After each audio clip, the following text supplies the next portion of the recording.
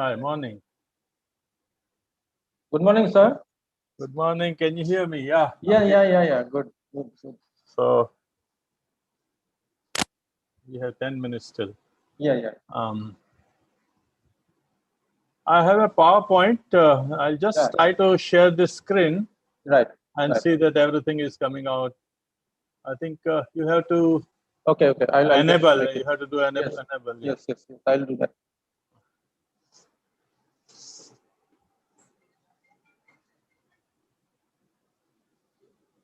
Yes, sir. You can now share probably. Just check. Yeah, it's there.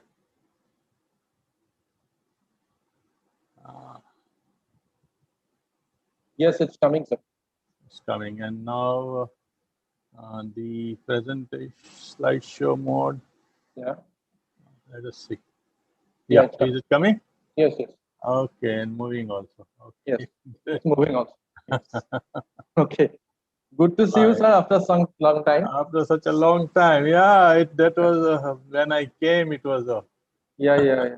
That was altogether a different time. Yeah, it was winter, very cold there. And then I had to go back to Bombay. Yes. Because there was another meeting on the weekend, so I had to attend it and then again come back. Right, sir. So, and I think the staff was not fully available. So, yeah, but I enjoyed it, being there. Yeah. I like Assam, So. Yeah. So we will have you if things become normal again, sir. Yeah, sure. So you are in the university now here. Yes. And Anjuman is here, na? Anjuman, can you hear me? Yeah, her name. Hello. Good morning. Hello, Yeah. Morning. I'm here. So let me introduce you to Dr. Amarjit Sani also.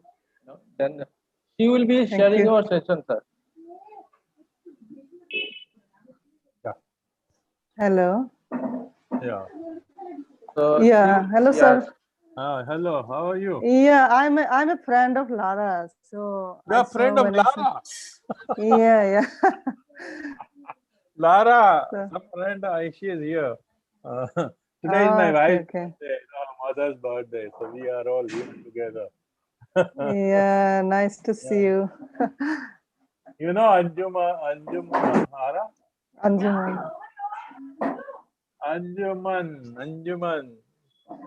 Hello. Hello. Hello. Hi. Hi. How are you? Long time. Yeah. How are you? Oh wow. Great. Are you doing Very good? Good to see you. Yes, good to see I'm you as okay. well. I came down. It's mom's birthday. Okay. Happy birthday to her as well. Thank you so much. कब मिलना होगा पता नहीं अब. Yeah, I Hope mean, to meet you soon, you're in a man. very bad time. Yeah. But are you doing okay? Have you been fine?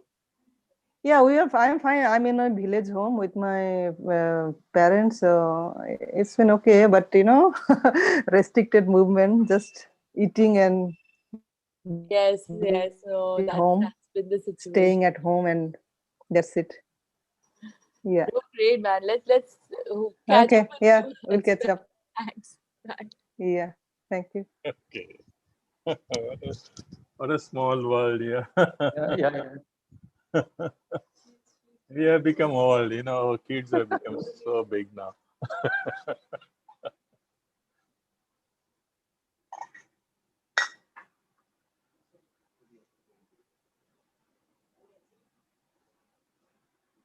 So how is the situation in Mumbai now? It's now coming to normal, or Mumbai is coming close to normal. I think there are precautionary restrictions still remaining.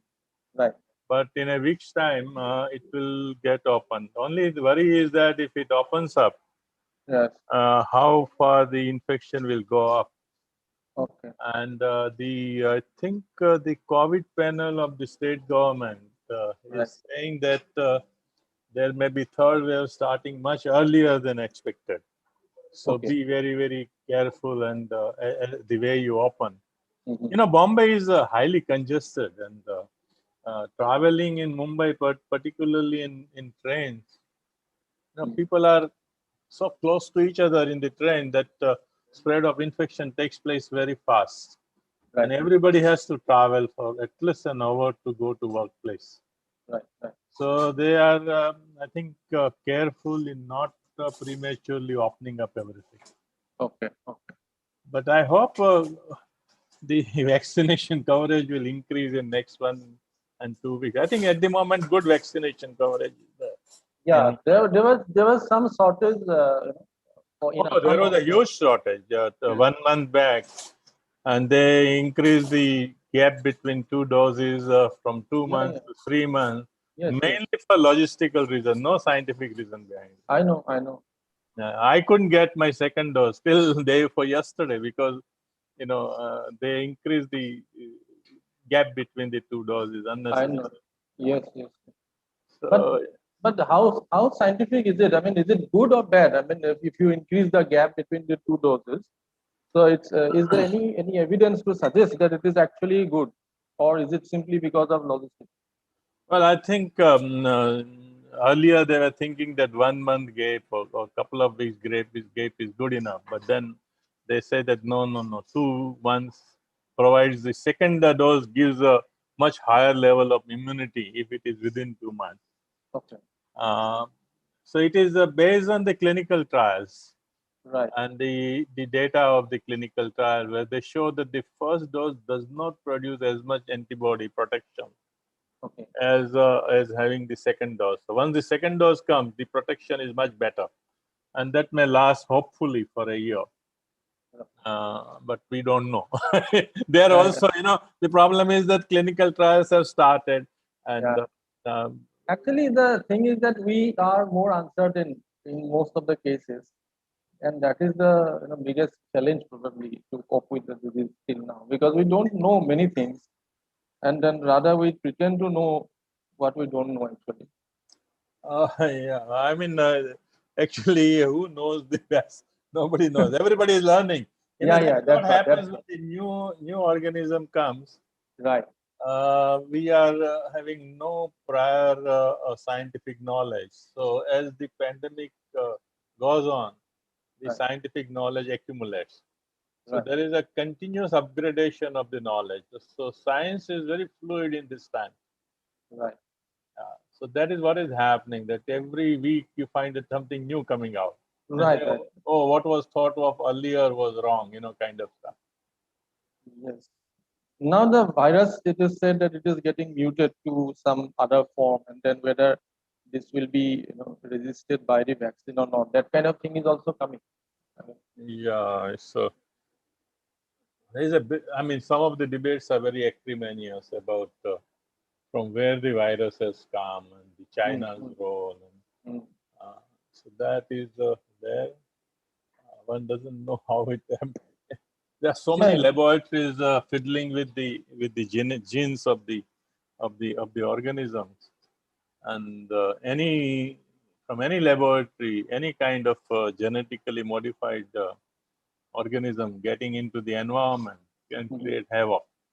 Right. So it's a problem. So we will wait for 2-3 minutes because our VC will be joining shortly. I have no problem. I'm free. You can start any time that is convenient to you. Yeah. Yeah, it's 11. I think it's about to be 11. So yeah, maybe I it think will we can take start at 11:05 or something like that. Yeah.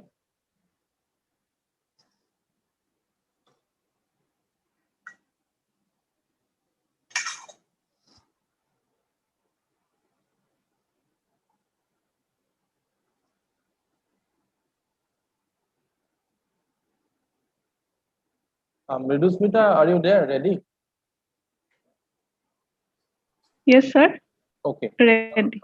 Whenever the VC joins, we will start. Yes. Yes, sir. Sure. Just a few minutes, we'll wait, and I will give a call to him.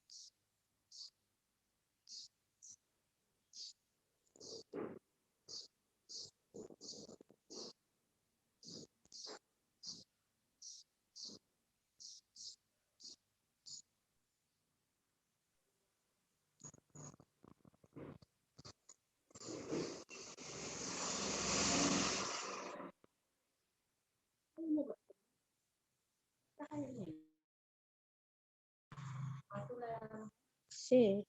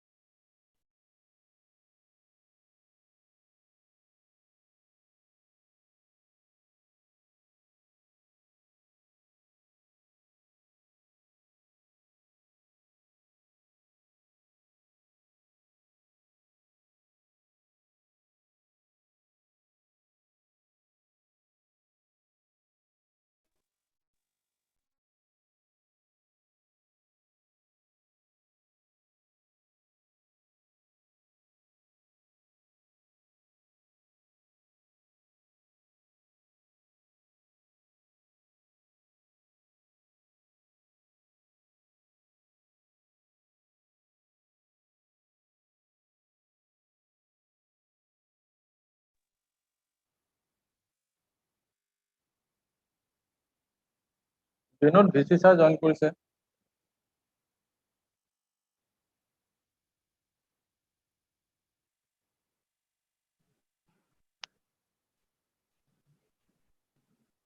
Sir, should I start?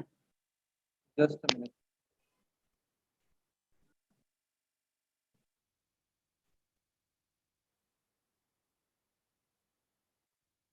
Yes, you can start now. Okay. Good morning and a warm welcome to all present here. Today we have gathered here for a lecture on pandemics and public health ethics to be delivered by Dr. Amar Jesani as part of the special web lecture series 2021-22 organized by the Hurja Kumar Bhuya School of Social Sciences, KK Hendrik State Open University. As we are aware that state public health administration have ethical and legal responsibility to protect the health of communities, under legitimate authority they should ideally adopt various measures to curb the spread of pandemic disease. However, there lies innumerable challenges to deal with the situation. Therefore, today's talk on pandemics and public health ethics has been organized in an attempt to understand the different aspects of this subject matter. I, Dr. Mridushmita Dwara, Assistant Professor of the Discipline of Social Work, on behalf of Hurja Kumar Bhuya School of Social Sciences, KK Hendrik State Open University, would like to welcome our Honorable Vice Chancellor, Professor Kandarpa Das, respected speaker, Dr. Amar Jesani, Chair and Moderator, Dr. Anjumanara Begum, respected professors, my colleagues, and all the participants to today's program. We are indeed privileged to have you with us. At the outset, I would like to request the Honorable Vice Chancellor to offer his inaugural speech. Sir.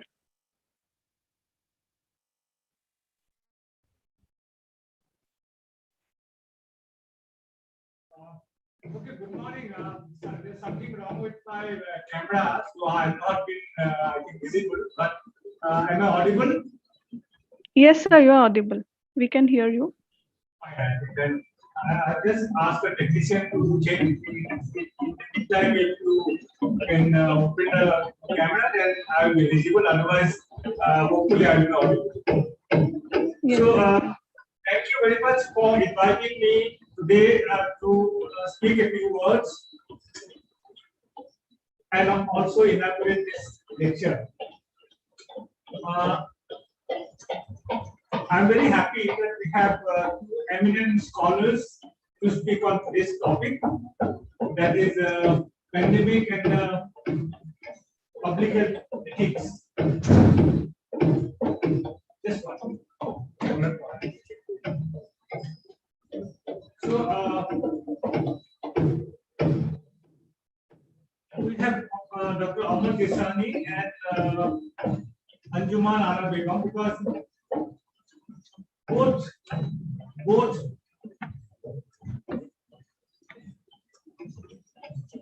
just one second. Hey, it's a little night. So two scholars who have been extensively working on public policies, public health issues. So I think due to this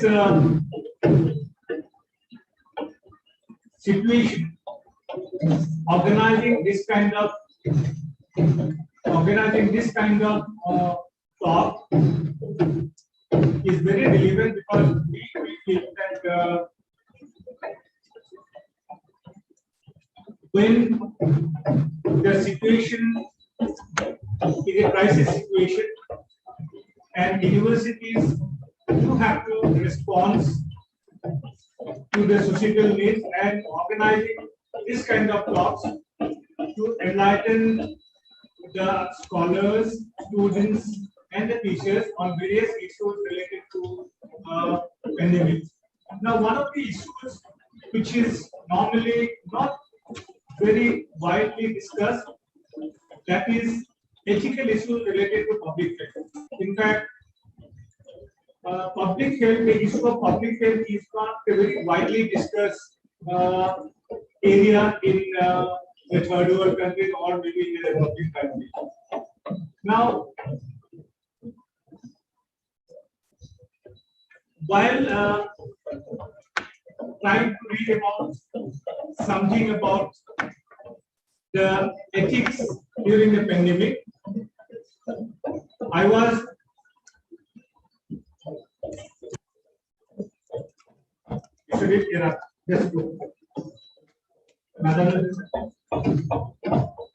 just trying to find out something just to enlighten me, not to really have a very scholarly kind of opinion on this issue, but just to enlighten me. And I think I did find out that the issue of public health, which occupies a very prominent and very relevant place while in a pandemic, is not a very priority kind of a discussion point. I was trying to browse an article written by Dr. C. Cooley on public health issues and ethical dilemmas. There I could guess that the ethical dilemmas faced by the healthcare sectors during the pandemics or health emergencies, normally we observe this kind of dilemmas while the situation during the pandemic, and the healthcare sectors, we when you face problems, when you see the crisis, we normally observe those kind of things. And here question comes that in a pandemic situation where the basic objective is to keep the population free from infection, to provide maximum possible healthcare assistance to the population, how to keep the uninfected population uninfected, how to give healthcare assistance to the infected population. These are the some of the issues which normally we face during the pandemic. And here comes the ethical questions. The responsibility of the government, responsibility of the state, responsibility of the media, responsibility of the public, and responsibility of the academics. So I think there are some of the issues which normally we should discuss, and this issues when we discuss, I think we can effectively impress upon the state or the government to make necessary changes in the public policies or health policies so that public health institutions are more prepared to deal with emergencies such as COVID-19 situation. Another important, I think, ethical dilemmas and ethical issues which is the world is facing is the question of universal vaccination.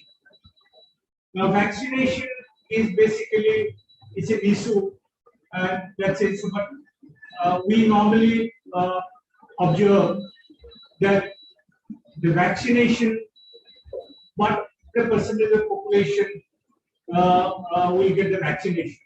What about the underdeveloped country or not developed country in the African continent or maybe some Asian continent? How these people will be vaccinated against the virus? Now, even vaccinating the Indian population, the government of India had for a long time had a dilemma whether we should have a universal free vaccination or we make it a kind of a optional kind of a thing. You can pay, you cannot pay from the government. But the very decision to make the vaccination fee from the age 18 plus, it's a very crucial decision for the Indian state, and that is, I think, also reflects the ethical issues because ethically the government of India has decided that it is the responsibility of the state to protect its population. So in a public health system, basic objective is to provide the healthcare assistance, keep the proper health of the public, be it through healthcare, be it organizing, providing unsafe drinking water or safe environment, safe unpolluted care, all kinds of things that it can related to public health care system. And while pandemic, these issues become more relevant, and I think we the academics should be aware of all the issues which we can discuss. We can formulate policies, we can impress upon the policy makers so that a proper policy, pro-people policy is taken by the state, taken by the governments, so that the majority of the population can be protected against any kind of virus or pandemic. So I believe today's discussion will be very fruitful, and two eminent scholars will be speaking, and I believe this is the first kind of talk which has been organized by us in this year, which was a long, deep impact, and I congratulate my colleagues from the School of Social Sciences for organizing a talk on such an important and relevant topic, and also inviting a scholar like Dr. Amar Desani to speak on this topic. So with these few words, I thank you all and formally inaugurate this lecture. So thank you very much. Thank you, sir, for sharing some of the important facts related to today's topic. Now, I would like to request Professor Joydeep Borua, Director of Surya Kumar Bhuya School of Social Sciences, to speak a few words and also introduce the speaker and the chair for today's program. Good morning to everyone. Honorable Vice Chancellor, sir, invited speaker, Dr. Amar Desani, chair and moderator of today's lecture, Anjuman Ara Begum. It's a great privilege to have all the participants. We have over 150 participants today attending the lecture. So this is a part of an effort of the school to have a series of lectures on relevant topics, which we started in this academic session, and this is the second one. The idea is to invite eminent academics to speak to us, and each of our disciplines will be hosting at least 1 or 2 such lectures over the year. And I'm very glad that today we are joined by 2 eminent people to speak on the topic of public health ethics. Let me introduce first our invited speaker today, Dr. Amar Jesani. Dr. Jesani is an independent researcher, teacher, and eminent bioethicist based and working in Mumbai. He received his medical education from Maharaja Shivaji Rao University, Baroda, Gujarat in the 70s. He is the founder of the Forum for Medical Ethics Society and editor of its journal, Indian Journal of Medical Ethics. He teaches in NAPIA, deemed to be University Bangalore, Center for Biomedical Ethics and Culture at the Sindh Institute of Urology and Transplantation, Karachi, and the Kenya Medical Research Institute, Nairobi, as visiting professor. He is a member of the Institution Review Board of TIS, Tata Institute of Social Sciences, the International Ethics Review Board of Medicine Sans Frontier, a famous health organization, MSF, and the National Apex Committee for Stem Cell Research and Therapy of Government of India. He is also a trustee of Anusandhan Trust, a trust dedicated to empowering disadvantaged people and providing technical assistance to organizations doing research and advocacy. He is well known for his works in areas of public health issues in general and healthcare ethics in particular, and has written over 100 of academic papers related to his areas of interest and research. He has co-authored and co-edited 9 books.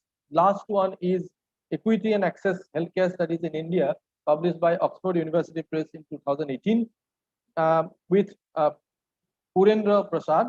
And we are indeed very delighted to have him today for the lecture. Welcome you, sir. And let me also welcome and introduce Dr. Anjuman Ara Begum, who will chair and moderate the lecture today. Dr. Anjuman works in areas of livelihood, health, and human rights. She taught at his Guwahati campus and Northeastern Hill University Tura campus before joining CRZ IWN Vienna as a research fellow. Later, she joined Asian Forum for Human Rights and Development, Kathmandu, as its South Asia Program Officer. So we are very grateful to her that she agreed to chair and moderate today's lecture. So with these few words, let me welcome you all again. And I now request Dr. Amar Jesani to make his presentation.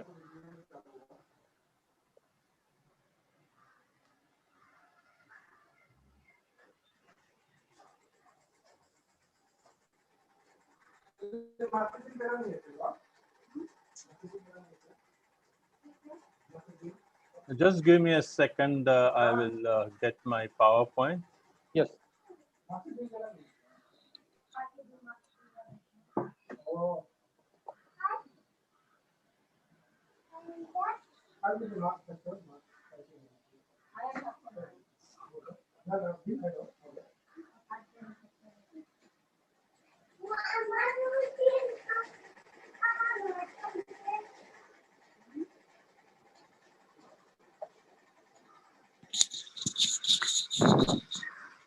Just a few points before you put up the PowerPoint. Please, yeah. Yeah. So thank you, Dr. Joydeep Barua, and also thank you for inviting me to be a part of this important discussion. So we all know how pandemic is affecting our life and our livelihood, our world.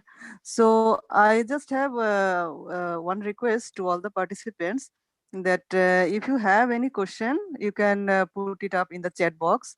And once the talk is over, we will compile all the questions and we'll take it up in the question hour session.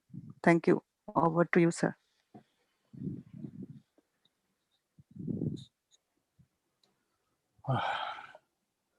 Thank you very much. And I'm so happy to have Vice Chancellor also inaugurating this meeting. And not only doing that, but also making a good points about the current pandemics and what are the various dilemmas that the policymakers are facing. What I'm going to do, as you can see,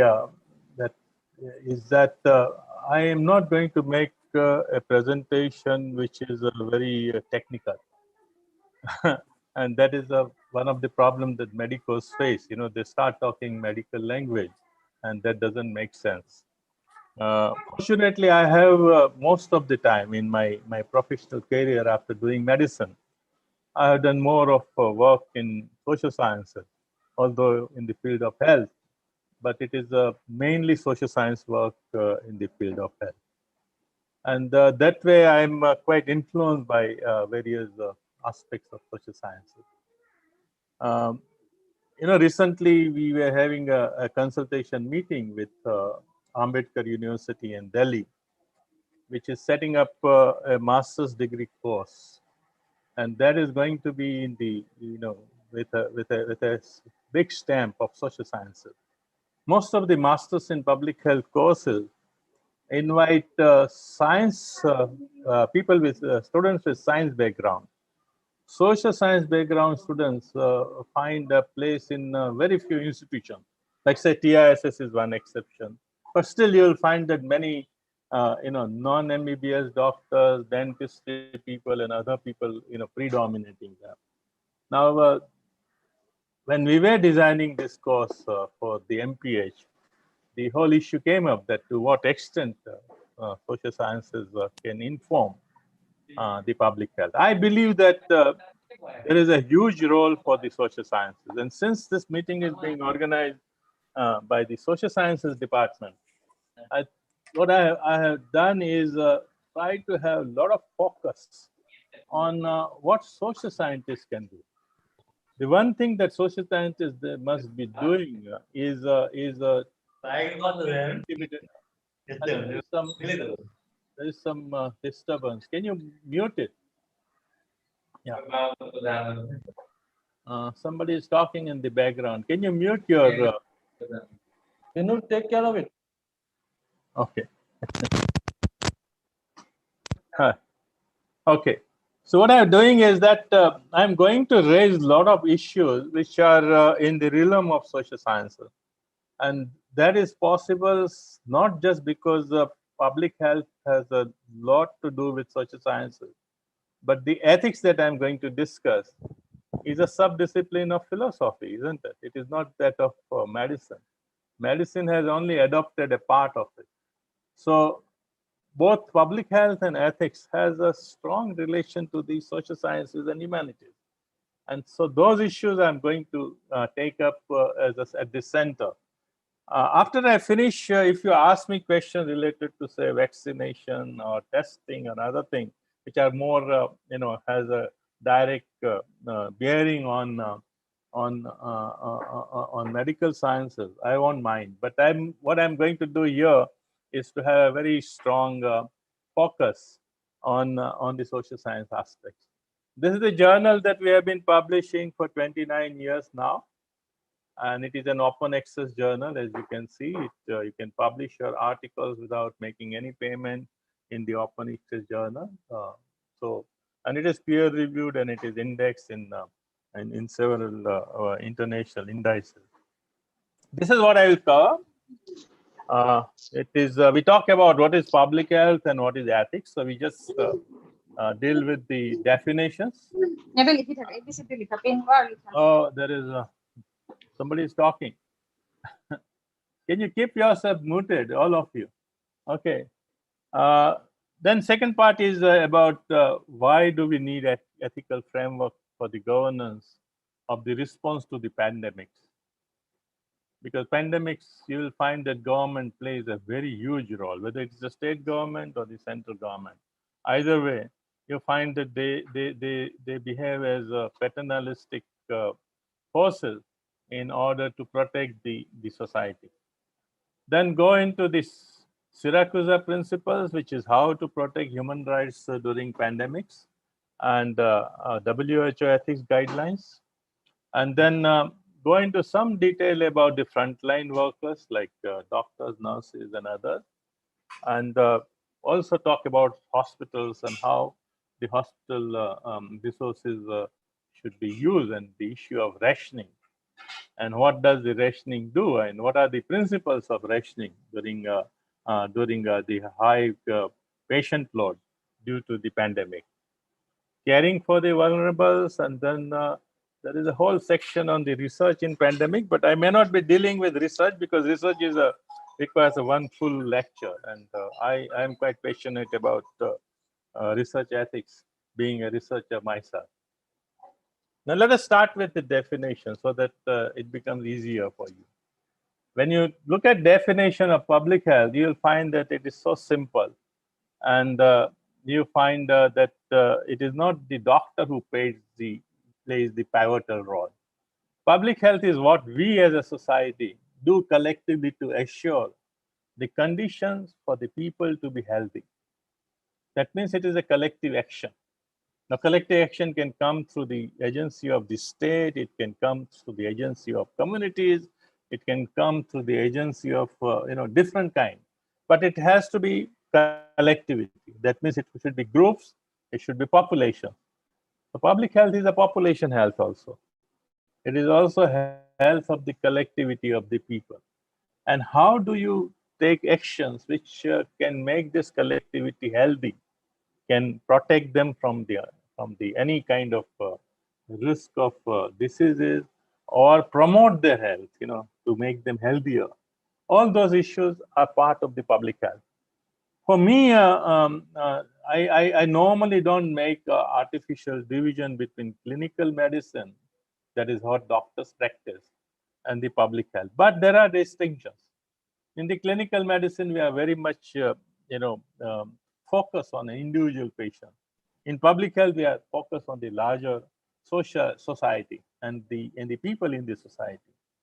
And just as an individually, a doctor could behave good or bad, or in discriminatory or non-discriminatory manner with an individual, same thing can happen in the society in various groups. And society has many vulnerable groups.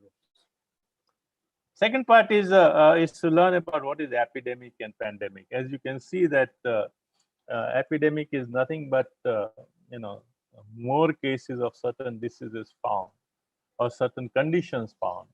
So it is not only infectious disease when we are talking about endemic and pandemic, but there can be also endemics, epidemics of the injuries or different other health conditions like cancer or heart attacks.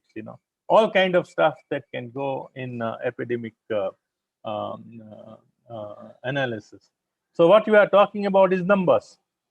I mean, you may require some understanding of a disease, but you are not required to know as much as a clinical doctor knows. So social scientists can easily do this work of learning about patients' experiences, the statistical data on the diseases and that kind of stuff. A pandemic is nothing but an epidemic which is happening across borders. And the current pandemic is worse simply because it is not circumscribed within a region of the world, but it's almost engulfing the entire world. So, that is a characteristic of this epidemic, and such epidemics don't happen all the time. There were earlier epidemics in recent times, in last 10 years, which were confined to smaller regions of the world. But this is a worldwide one. Now let us come to second part. It is another aspects of the definition. And whenever I try to speak about ethics, and people start getting into all kind of social morality issues. So I don't want you to confuse that part, because all of you have been brought up in your own society and your own family, within your own communities, which may be a community of a religion, a community of a caste, or community of certain kind of ethnic group. And all of you pick up certain kind of morality of the group that you come from. Like, so believing in God, and what kind of God you believe in that kind of stuff, Or you think that certain things are supposed to be good and certain things are not supposed to be good. I give you a simple example that we associate black with bad and white with good. Why? it has I mean, in a way you say that this is a fact, that white is white and black is black.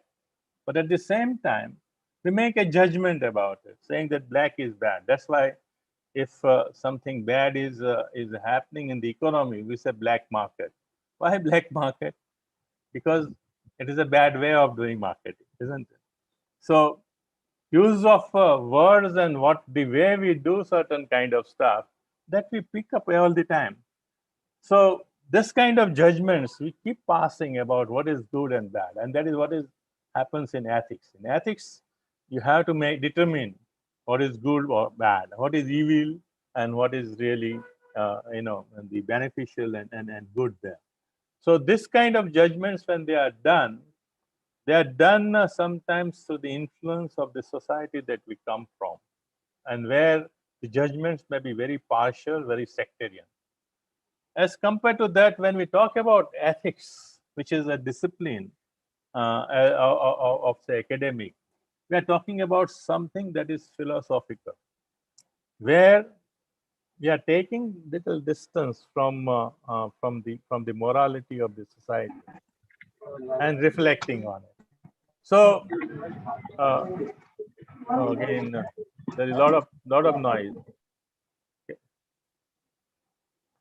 Okay. So what we are doing at that time is analyzing our own morality or morality of the society to find out whether this kind of belief is good or bad, and that is where the debate starts about what kind of ethical standards that you have. For instance, like say in a society, the having two different yardstick for judging a man and a woman, right? A man can dress and go around anytime in any way that you like. On the other hand, the society will say, no, women should not be doing it. Now, this is the morality of the society.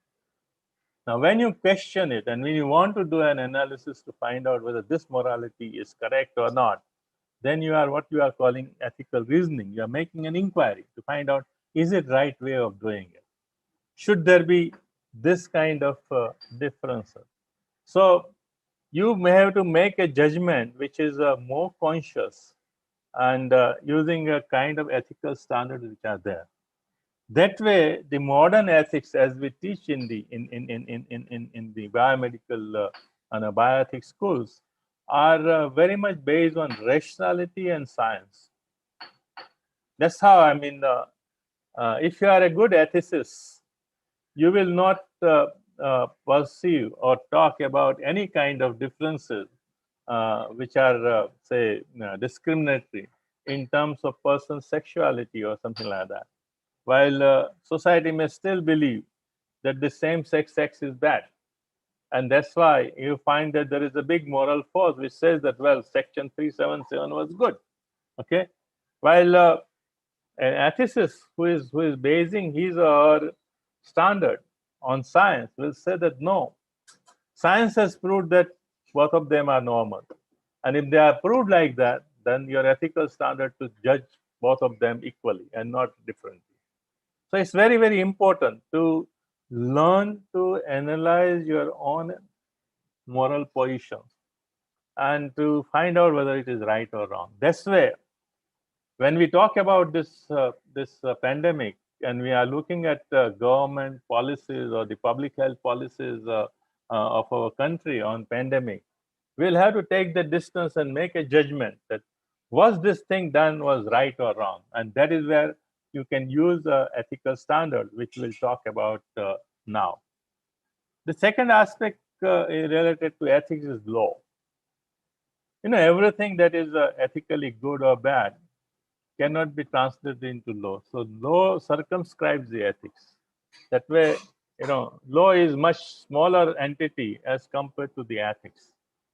So when you have law, it can be good law which enforces the good ethics, but then can be bad law which can be in conflict with the ethics. If you have to treat everybody equally, and if a law is passed which says that don't treat everybody equally, equity is taken out of the lawmaking, then it comes in the conflict with the with the ethics.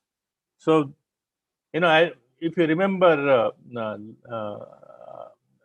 our pre-independence days, then the law was there that India is the colony of UK. Now, as a colony of the UK, if you believe in the law, you have no right to rebel against it. But if you say that India being a colony is unethical, then you will be able to rebel against it. So that law, as it was applicable to India at that time, was ethically problematic.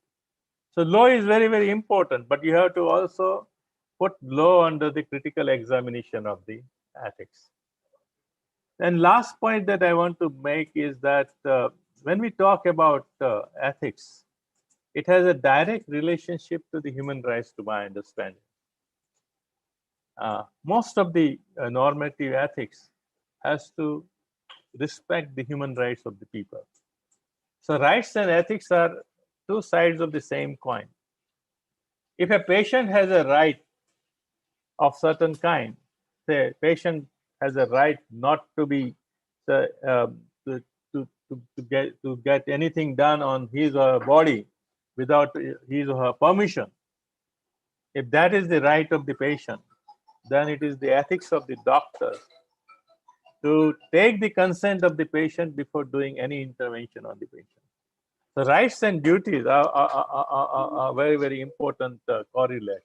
I won't go into the ethical principles and the theories, but they provide a good approach and framework, and they underline most of the things that I will be talking about. But it requires they are all philosophical ones, starting from utilitarian principles to the deontology or the feminist principles and all kind of stuff. So but they are very, very important in order to get a good grasp over how to understand a situation.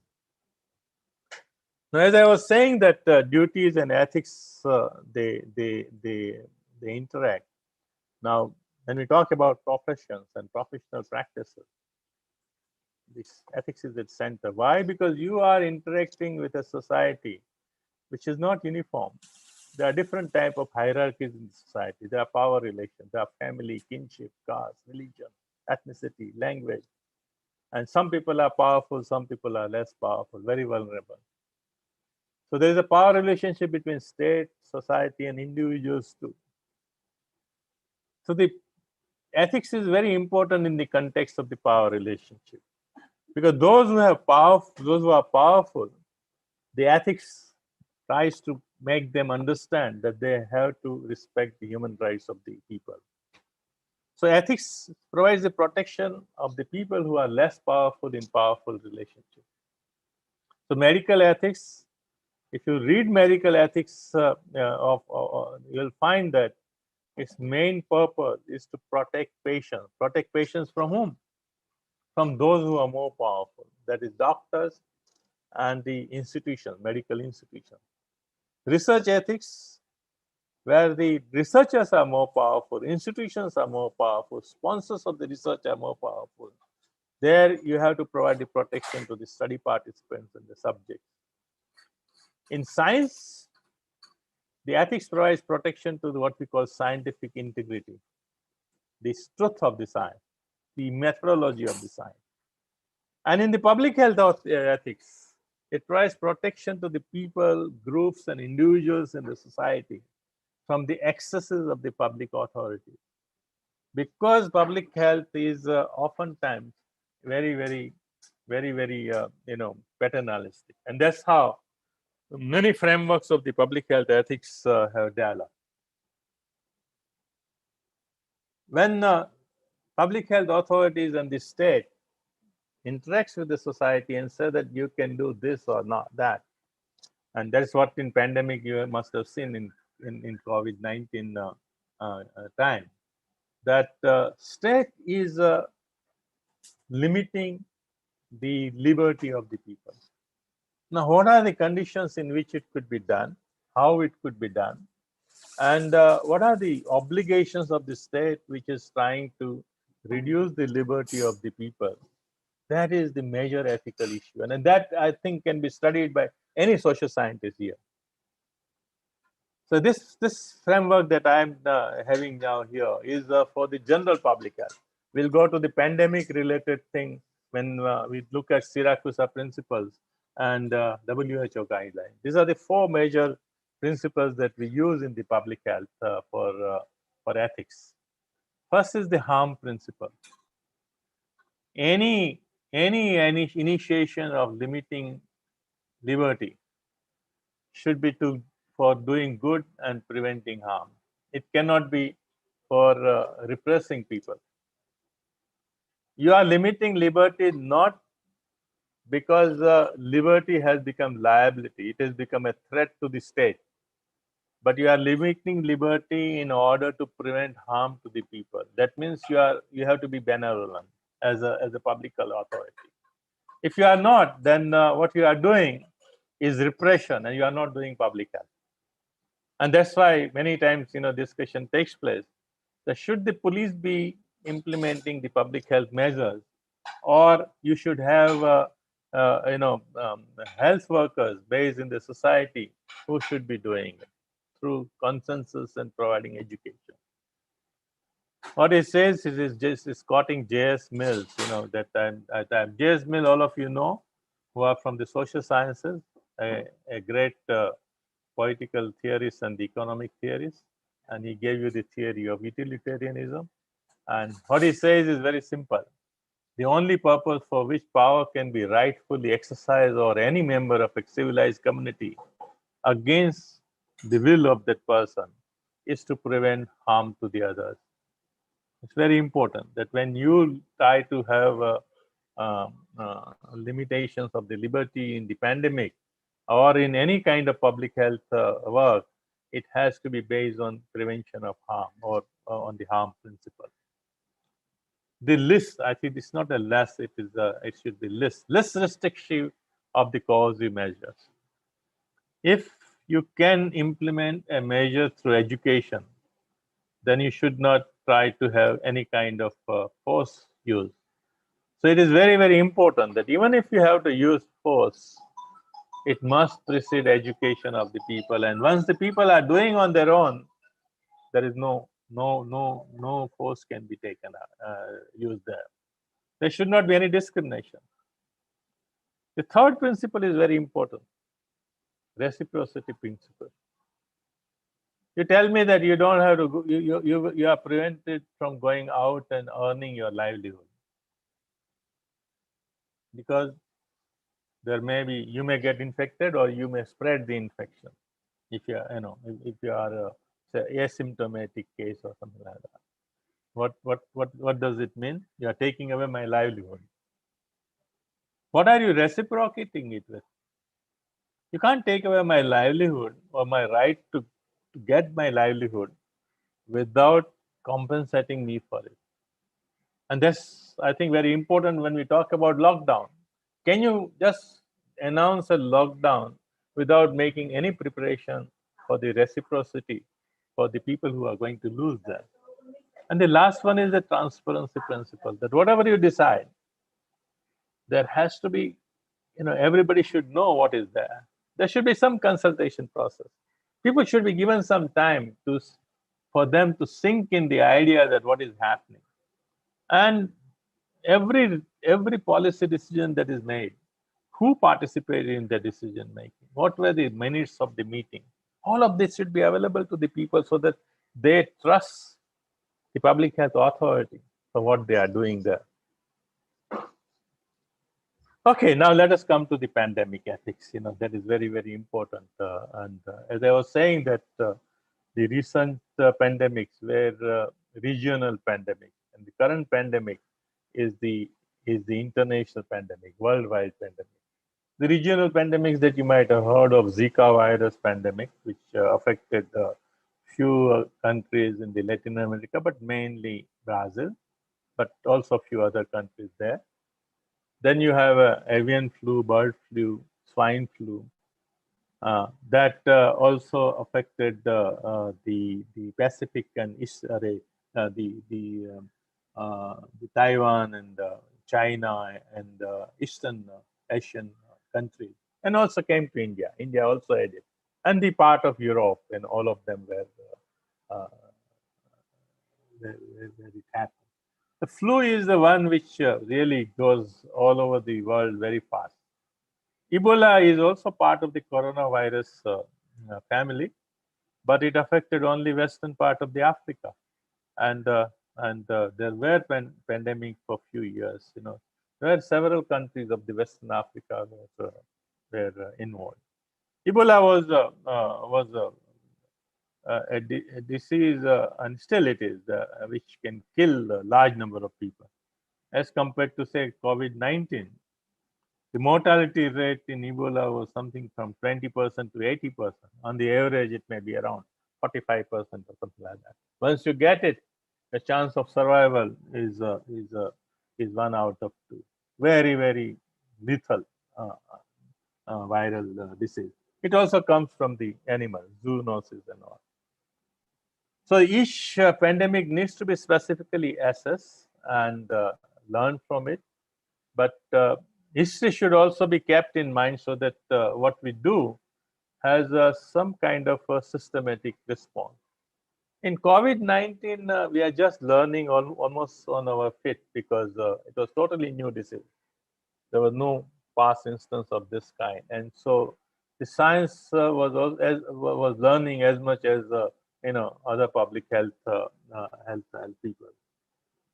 The need to control transmission of infection often involves restriction of the rights, as I told you, and that public health paternalism is seen in a big way in the COVID-19.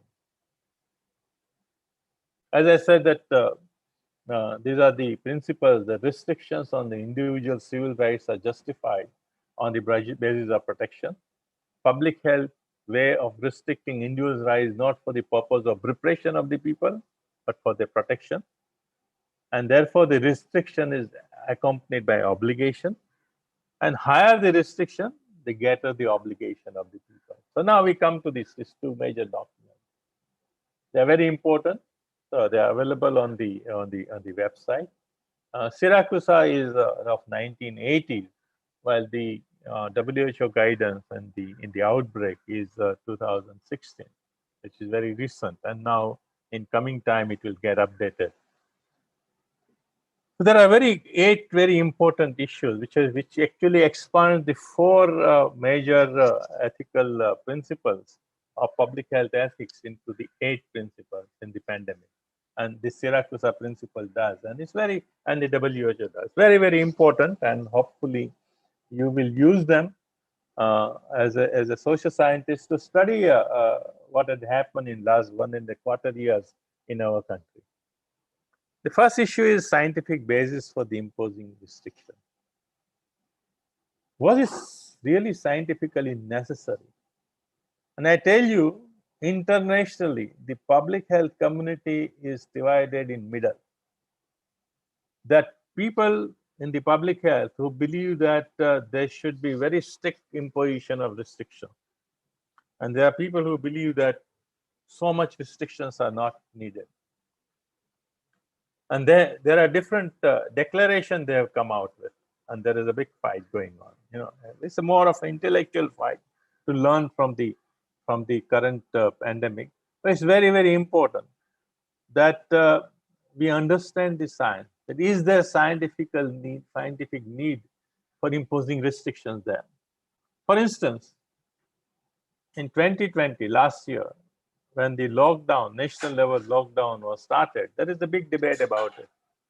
Was it necessary to lock down the entire country at the time? I mean, in the second wave, we have learned better. We have not locked down entire country. Actually, second wave was a very big wave, and it had a lot of mortality. And yet, we have not locked down the entire country. We have decentralized it. Locked down only those areas where it is necessary and not the other places. But what did we do in April 2020? We locked down. We gave 4 hours, notice to the people, and we locked it down. Was it good or bad? Was it based on science? What were the scientific advice sought by the government at that time? I think these are the health policy research. Any of Any social scientist can carry out. And I think they should carry out. And they should write that history as well as the processes that went into decision making. They are very important because that learning will help us in coming down.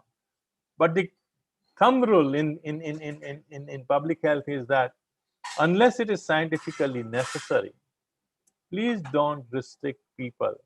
Don't take away their liberty. Take only that part of people's liberty which is necessary if it is scientifically justified. Otherwise, don't do it. So, if you require more restriction, there should be more scientific justification. Less restriction, that means there is scientific justification is much less for it.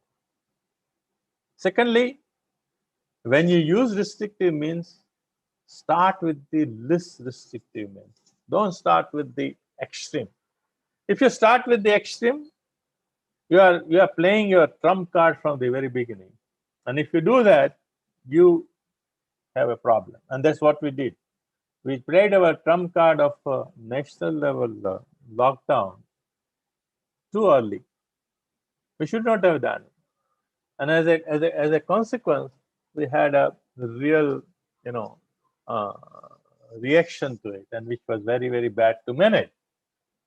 Because there was no time to consider the cost of such restriction, logistics of such restriction. Since it was not done, what happened? People had started leaving, because they had nothing to eat. People started starving. In the urban area, the migrant labor had to run. Government had made not enough, provision for their survival. A lot of volunteerism happened, and many people were taken care of. But large number of people, millions, had to go back to their places, because they were not able to survive as they were. Now, so this happened simply because perhaps there was no consultation with social scientists. Social scientists know what is the composition of labor power in a given area. In Bombay, I'm sure the social scientists in Tata Institute of Social Sciences or Mumbai University and other places will be able to provide you data about what proportion of your labor is plotting labor, the migrant who survive on daily earning. And if you know that part, then you should know that, okay, out of says 18 million, there are going to be 3 million people who will be suddenly jobless and who will have nothing to eat. And we have to make provision for it. Social scientists play a huge role in ensuring that a public health measure that is taken, restrictions that are imposed for public health are done in a right way. And that consultation is very important. And I hope government will keep doing that kind of consultation with them. The fourth principle that internationally talked about is called ensuring human condition. And this I found quite a big issue, that you have quarantine and you have isolation centers, there. So what is the condition there? Initially, when it was started, the condition was abysmal. People were running away from it. When you ask people and keep them in quarantine and they run away, not because it is quarantine, but because condition is bad. The food you are providing is bad. The care you are providing is bad. So if you ask them to isolate, then you must provide those conditions. Now, like a city like Mumbai, almost half of the population don't have good housing. They live in huts, slums, what you call, right? How do you do social distancing there? How do you isolate somebody or quarantine there? And there was a huge debate about, Dharavi, which is the biggest slum in Asia, becoming a real spreader of the virus.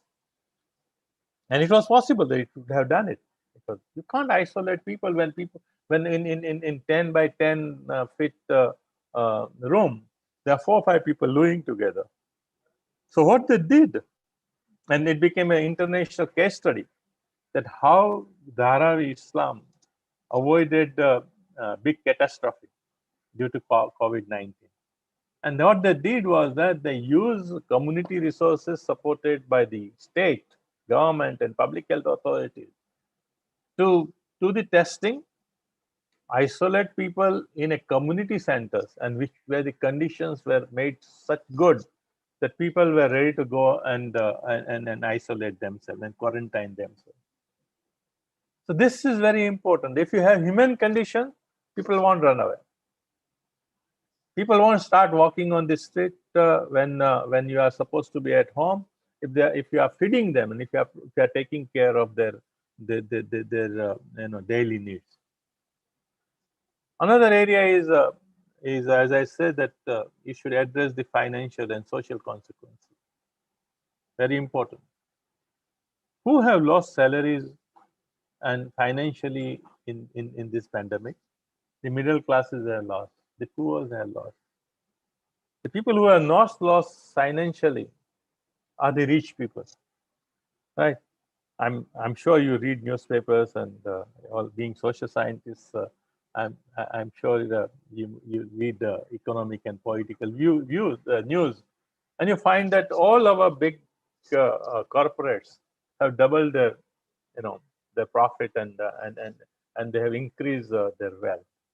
The wealth of the other people have gone down, and there is a huge question about the increasing inequities in the society, where the difference between those who were rich and poor was less is now becoming very, very sharp and long, and large number of poor people are getting added and in the pool of poverty. So it's those consequences have to be taken into consideration. Social are also important. Gender question is very important that you understand that during lockdown there was an epidemic of domestic violence. That is a social consequence of the public health policy that you had.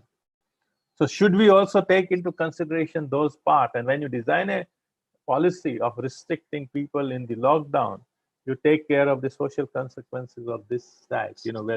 Where the women who are at home, suddenly a man is staying home and there is an increasing violence against them. So this needs to be there.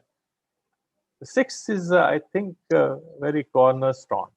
That if you have restriction, they can be misused by the powerful people, who are imposing it.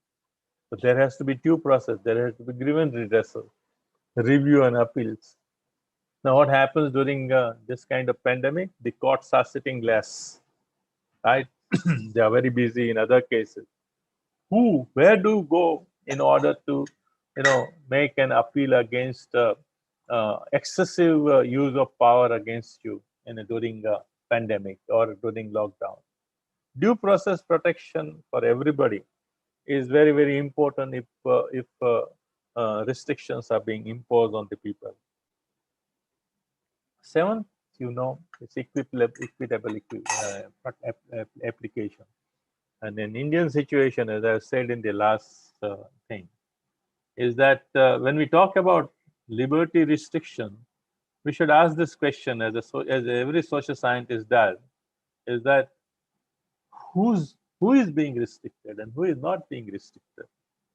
And I have been asking it in many, many webinars that people were restricted, but say private hospitals were not restricted. They were allowed to do their business. They charge whatever money they wanted to charge. It was only when there was a big hue and cry and many of the public health organizations went to the court and brought pressure on the government that they started regulating fees in the private hospitals for the COVID cases. But if restrictions are on everybody, if I cannot go to my workplace, the hospitals and other institutions, they cannot be allowed to do profiteering. This is very, very important. Right? Equitable application also is important in terms of which are the groups which are stigmatized and scapegoated during this. And you all know that there was a big incident in March, April 2020, when a group of Muslims, in Delhi, the Tablighi Jamaat. You must be knowing about it.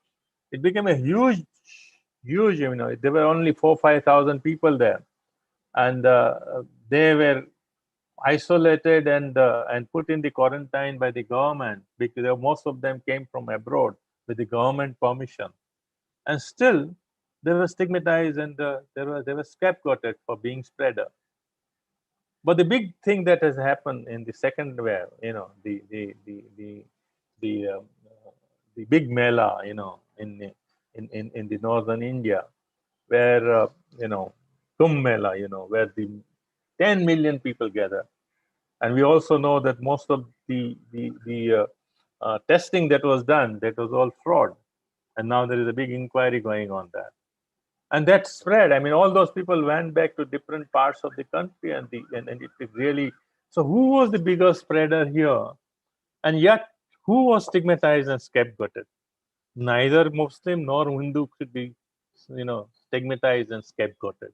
But only one gets, and not the other. I think that is a very, very discriminatory way of looking at it. I think that is what should be avoided. In pandemic, you require the unity of the people, not the division of the people. And if you do division of the people, then your capacity to fight against the pandemic reduces. So this is a very fundamental issue, and that we need to keep it in mind.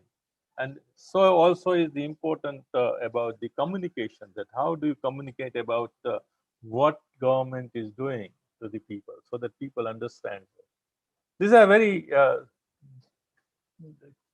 broad principles in which the pandemic should be controlled.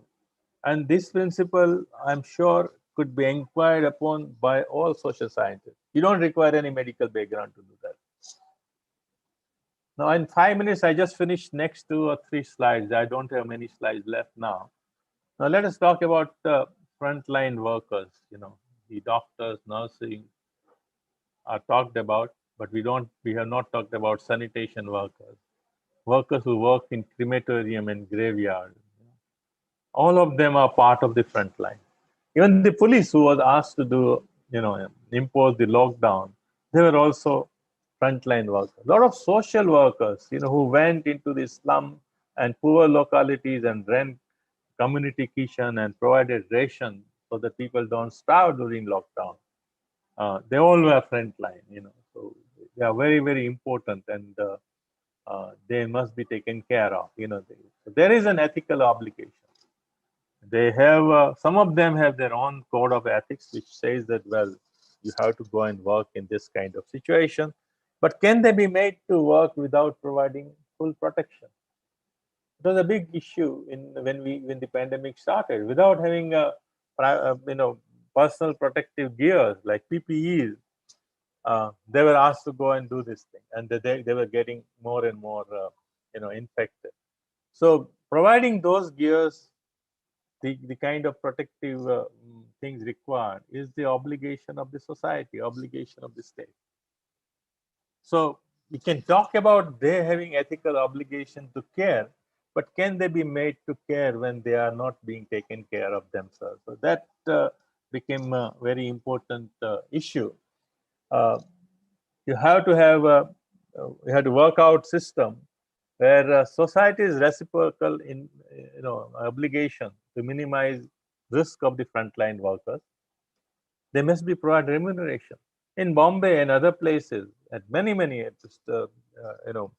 reports have come where they stop paying them salaries. I know these are the people who are going and working out and taking risks and not getting their salaries, and they have to agitate for it. When they become sick, they should get priority in having access to healthcare. Why should get politician and other VIPs get priority in the healthcare, but not doctors and nurses and sanitation workers when they get infected because of the work they are doing? I think this is a very important issue, and unless you resolve it, we are going to discriminate against those who are really doing good work for us, and provide access to the other people because they are politically powerful, they have a lot of money, or other people who are having a lot of money. So if that happens, then you will find demoralization among those frontline workers in fighting against the pandemic. They also require protection from violence. They also need protection from isolation because they are also stigmatized. Many doctors were beaten up because they were trying to, reintegrate with their own family and community, and say that no, they are all work with the COVID patient, and so they should not be coming here. They also need mental health support, and if something goes wrong with them, their family requires assistance. The government also announced, that if a doctor dies in frontline work, then will be given certain amounts of money. But how many of them got it? And there's a big debate, there's a huge problem. The family members complain. But what about nurses? What about sanitation workers? What about graveyard workers? What about crematorium workers? What about policemen who die? It's very important that this kind of reciprocity is made a cornerstone of any kind of public health intervention during the epidemic and pandemic. Then and then we'll be able to take care of those who are really at the front line of fighting infection. Surveillance issues are very, very important. At least last year, I found that personal data about COVID patients were made available sometimes. Some of the states did it on the website. So everybody comes to know who has got it and who has not got it. And there's no confidentiality there. And also, can people refuse to do certain things? Is it necessary for, say, doing testing? Some taking informed consent, right? Those are a very, very important issue in the ethics of the way we do it. The point is that if you try to do things without the consent of the people, then people will hide their situation. I know in my locality, when I got COVID in November, December, public authority was immediately informed. Well, there are a lot of people who got the testing done. They were COVID positive, but they did not inform because they did not want to have any kind of stigmatization. They didn't want their name to be coming out and everybody knowing that they have got it. So if you have a very, very extreme level of violation of confidentiality, then people will start hiding their condition. When people hide the condition, the infection spreads more. So that's how the ethical standards are very, very important, right? Same thing is in the collection of the biological samples and all. I won't go into details of it, but if these biological samples are taken and used in those data are stored somewhere, then who is using it, with whom it is being shared? And if anything good comes out of those data, with whom it is, who are provided the post benefit of that research. Coming to the hospital, then this is the last couple of slides. Hospital facilities can get overwhelmed. It happened in the second wave as well as in the first wave. Large number of our hospitals are as a part of neoliberal healthcare economics, part of the market in the private sector. And here the rationing is on the basis of people's capacity to pay.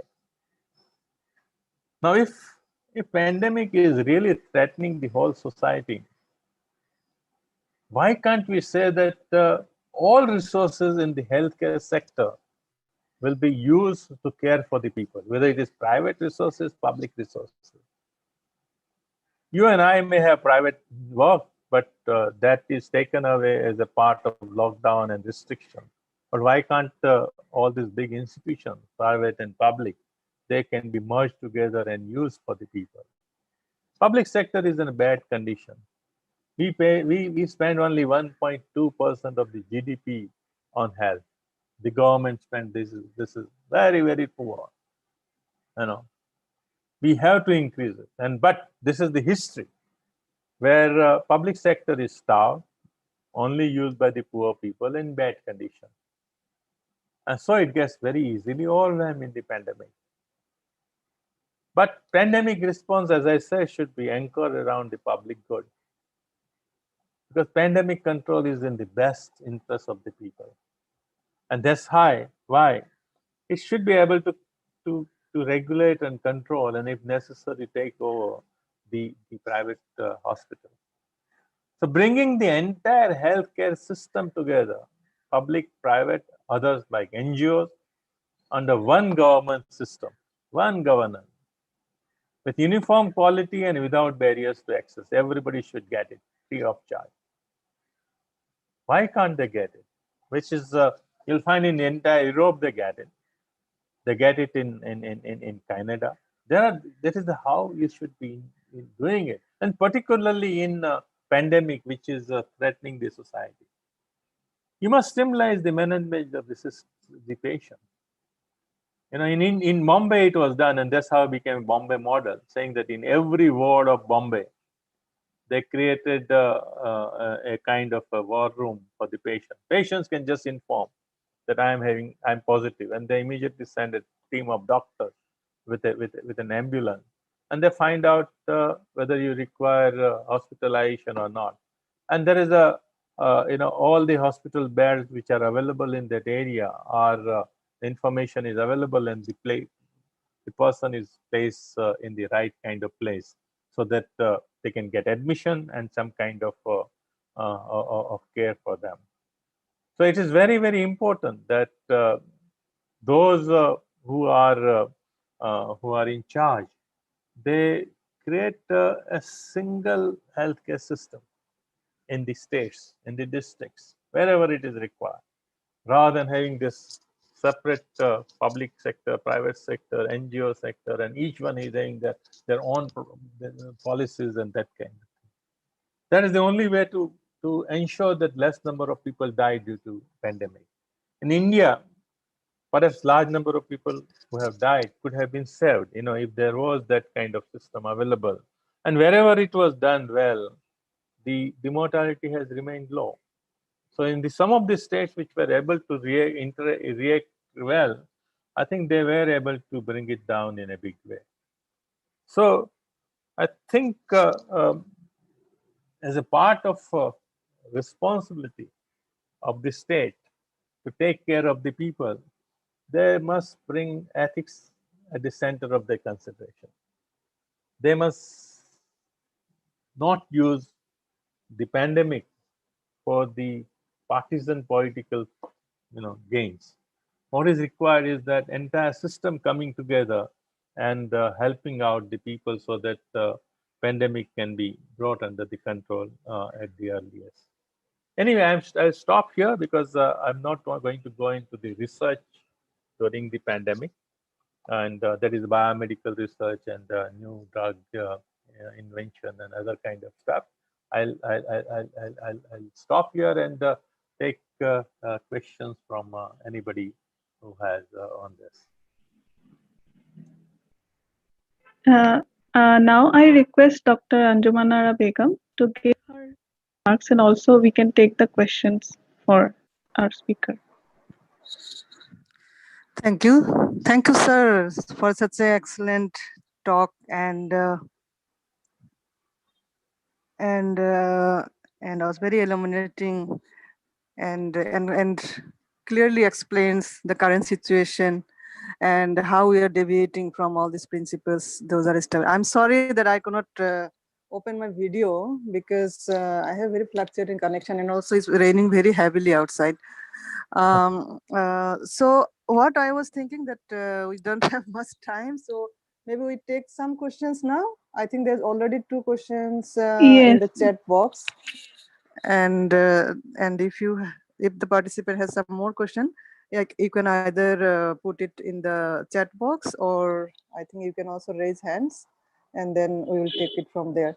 So, sir, Marcel, can you take up the 2 questions? It's there in the chat box. Yes. I think the first question is related to access to the hospital care, right? It's a long ride, but it is what it is saying is that the cost of care has went up.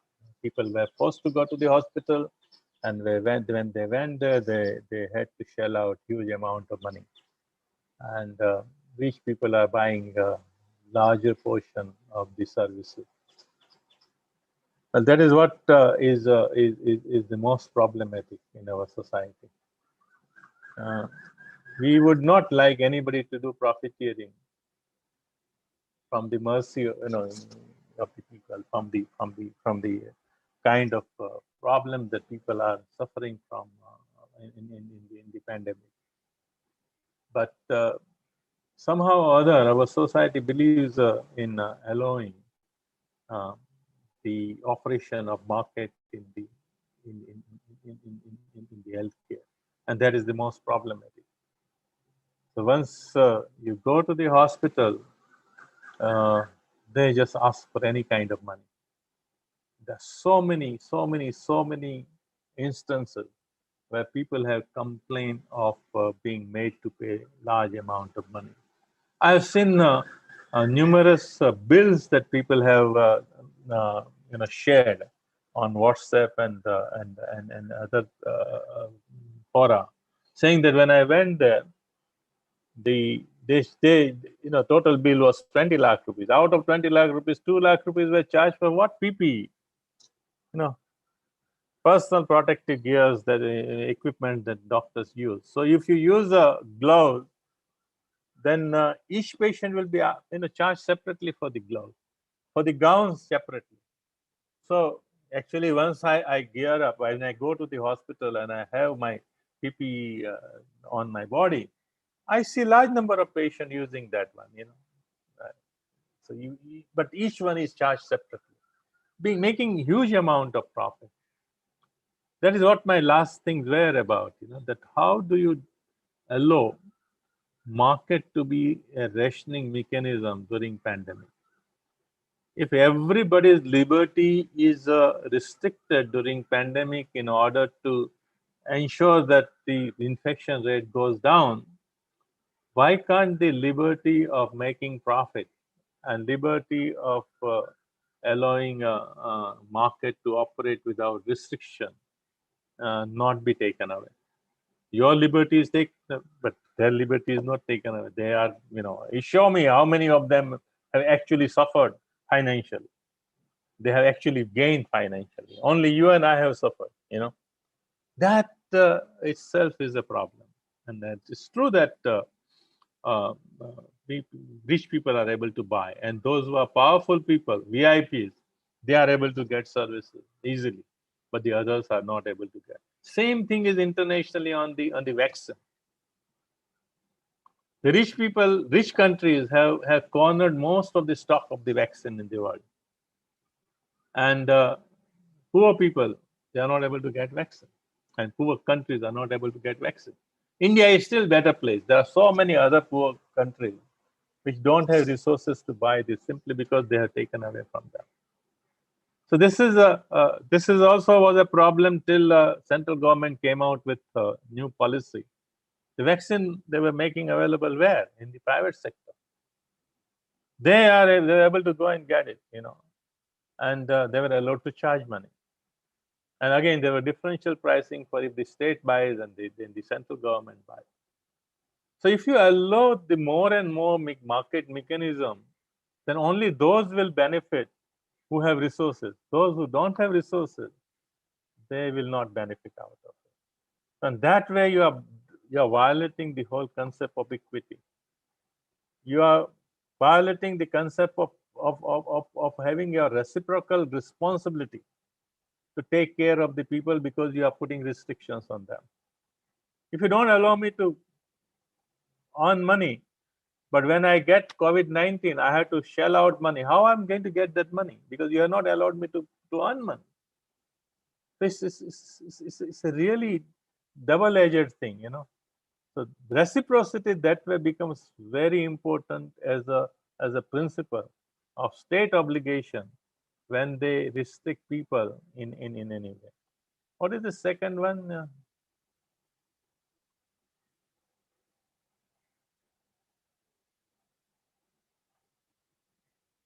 Yeah, people were forced to go to a hospital instead of giving home isolation. Is it done for the money purpose? Or well, I'm not sure. I had a mild, COVID in November, December, and I stayed home. And somehow, municipal corporation of Mumbai had a very good system. Every day morning, I used to get a call from a doctor of the municipal corporation, and he will inquire. I'm a doctor, and still he will call me and he'll ask me all the symptoms, and I explained to him what is my condition today, and then I'm measuring my oxygen level. I'm also keep measuring my temperature, and he gets all the data from me and then says, okay, you're fine, stay home. On the other hand, if I had say my oxygen concentration had gone down, or my fever had increased and lasted for longer time, he would have advised me to go to the hospital. And he would have also given me information where the beds are available and what is the cost of each bed. So they had centralized that part, that the information system they had centralized, and they were able to send the ambulance to pick you up with a doctor there.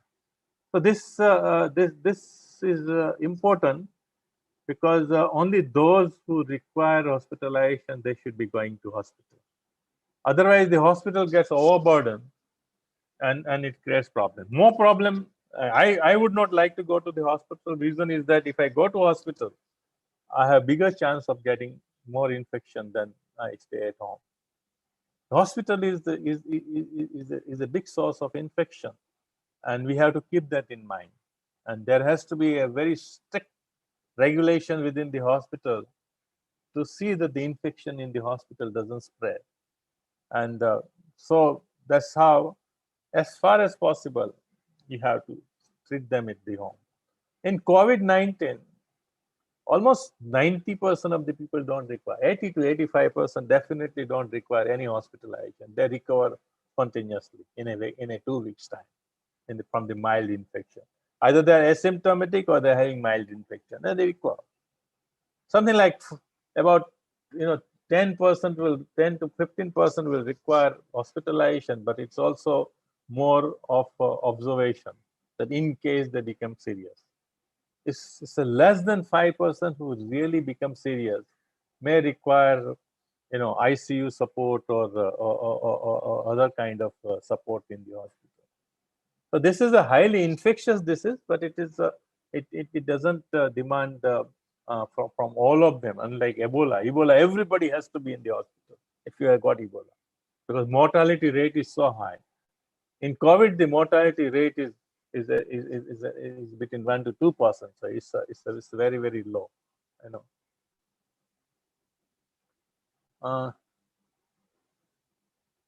Public health is not a medical issue only. We need health culture in society as a whole.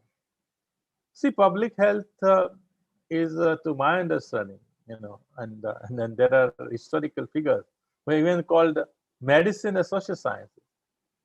The father of public health, Rudolf Virchow, who was a German and who gave a big slogan that medicine is social sciences and politics is medicine on the grand scale. The right kind of social reform is a much better condition to control diseases within the society than the medicine itself.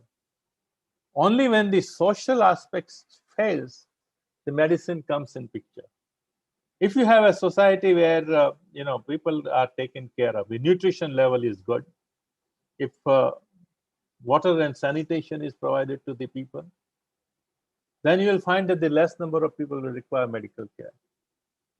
And historically, you will find that even before we discovered major drugs like antibiotic, right? They are all were done in 20th century, 1930, 40. That is when the discoveries take place. But the Europe had controlled most of the communicable diseases in 19th century. 20th, I mean, 20th century, we all discovered drugs. But in 19th century, we already controlled them. Why? Because they were able to provide them better nutrition, better sanitation. They had a massive sanitation movement. So this is what you are saying about health culture. But from where will the health culture come? You have to start a sanitation movement. A person who is in India is not behaving in a good hygienic way, but that same person goes to US and behaves better. Why? Because there is a system. There is a system. Your roads are designed in such a manner. Your facilities are designed in such a manner, so you don't have to litter. You get certain support system all the time. You have to do the social changes in order to do the cultural changes. Cultural changes does not happen by preaching people. I can't go in a slum and say that your slum should be, everything should be clean here, when I'm not able to provide them good system for sanitation.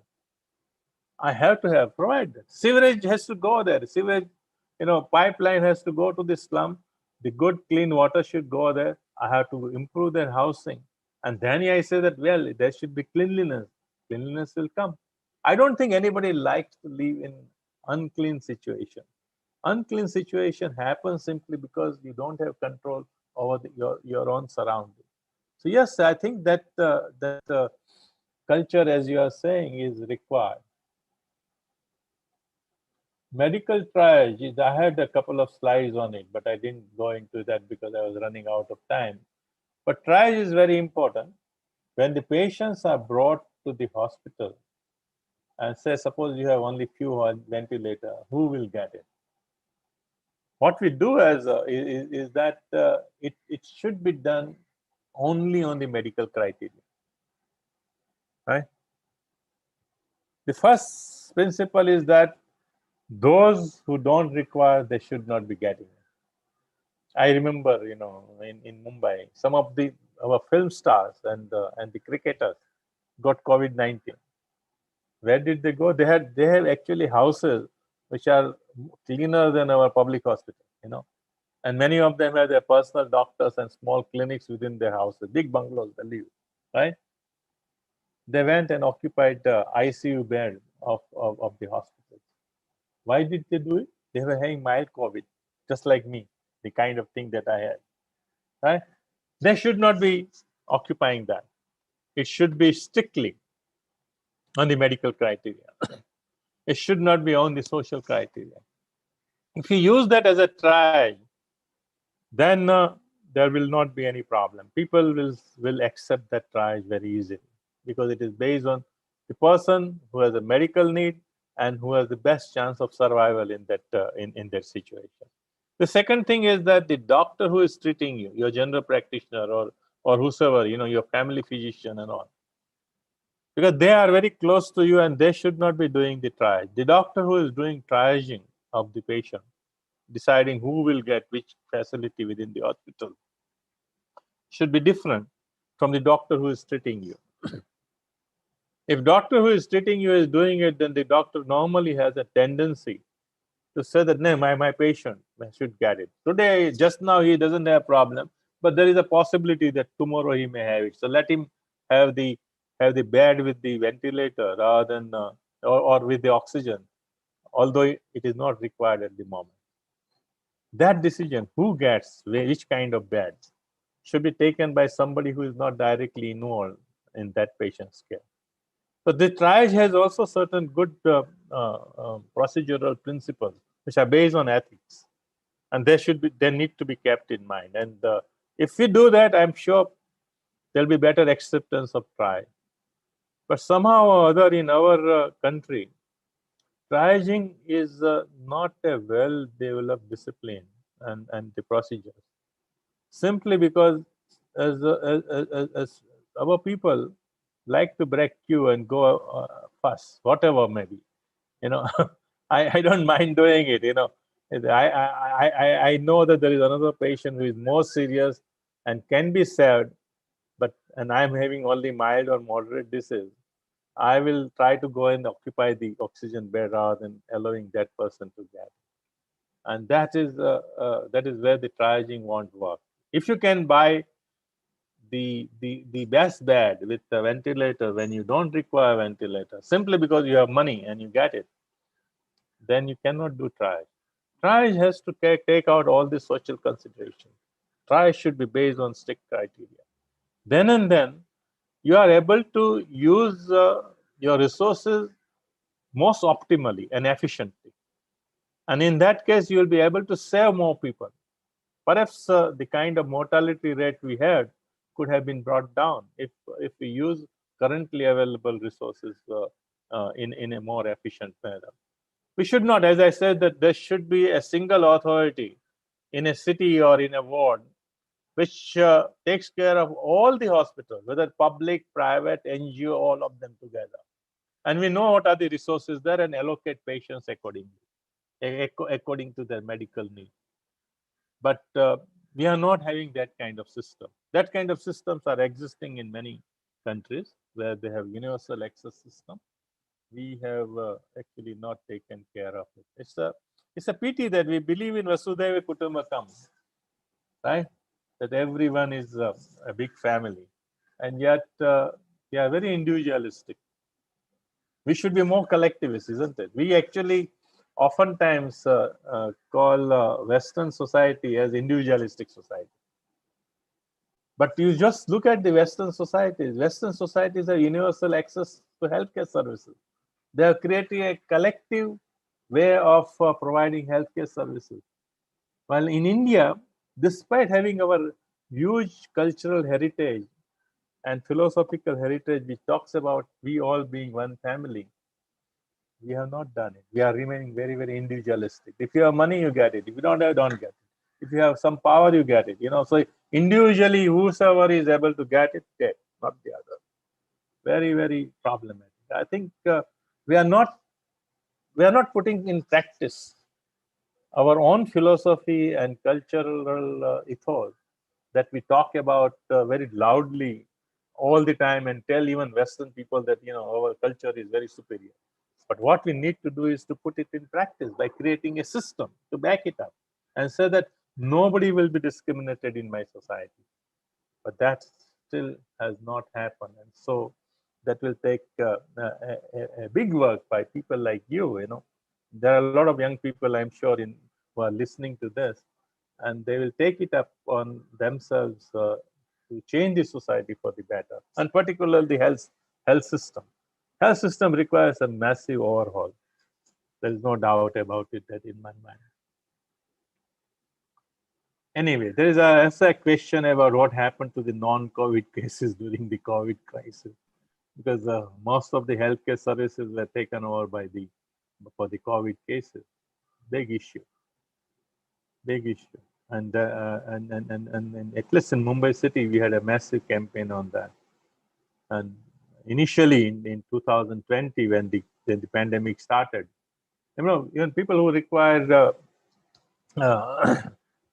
different kind of daily services, they were denied, saying that unless you show that you are negative, we will not provide you service.